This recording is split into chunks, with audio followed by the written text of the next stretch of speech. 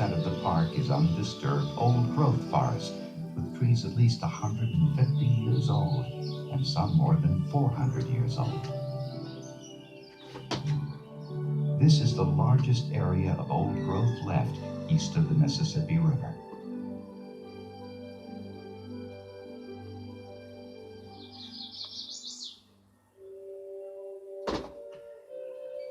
Over time, this environment supported humans as well. Little is known about the first people to live in these mountains, but around 1,000 years ago, the Cherokee people began weaving their culture into the land. Nature sustained their bodies and inspired their souls.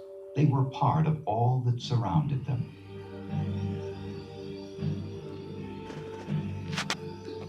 Then, in 1838, that connection was tragically broken.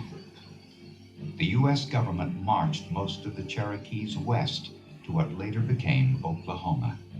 Thousands died on the journey known as the Trail of Tears.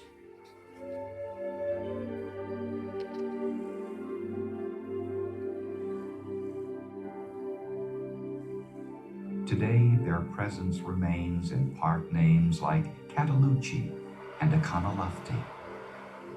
Their culture lives on in descendants of those who escaped the Trail of Tears and reclaimed some of their old homeland.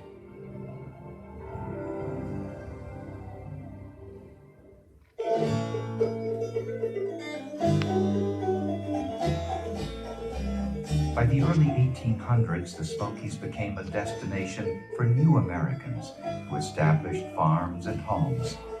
Their lives and culture were shaped by the bounty of the land.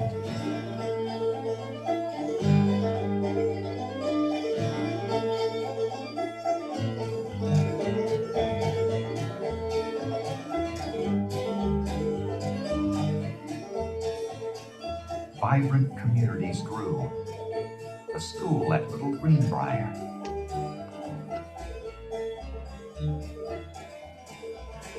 The primitive Baptist church in Cades Cove. The Mingus Mill. That's a Cherokee. Orchards in Cataloochee. And homes like this, where Lucinda Ogle was raised. We didn't know any other life. We were the happiest people on earth. I didn't know have all the troubles and the worries and the I have nowadays.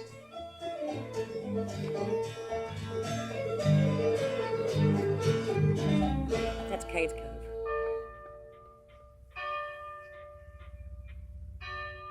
But that happiness didn't last. In the early 1900s, a growing nation hungered for the pristine forests of the Smokies. Trees that stood for centuries were destroyed in minutes.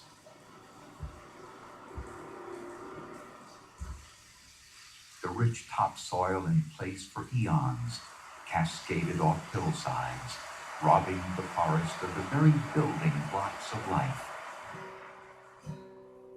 Writer Horace Kephart loved these mountains and defended them passionately. When I first came to the Smokies, the whole region was one of superb forest primeval. I lived for several years in the heart of it. Not long ago, I went to that same place again. It was wrecked, ruined, desecrated, turned into 1,000 rubbish heaps, utterly vile and mean.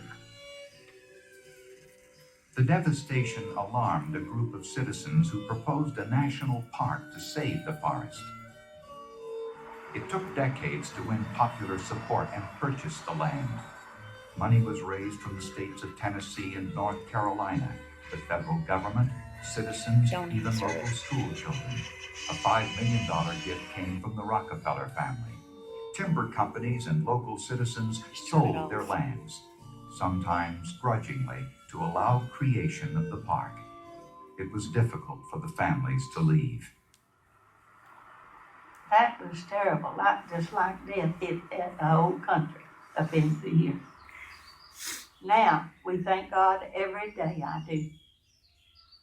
Thank you, God, for bringing the park so we could have it protected till I can hear that sound again, that sweet, soft singing of the birds.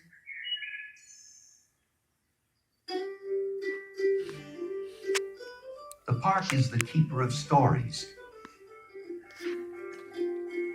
of a pioneering spirit, of children who take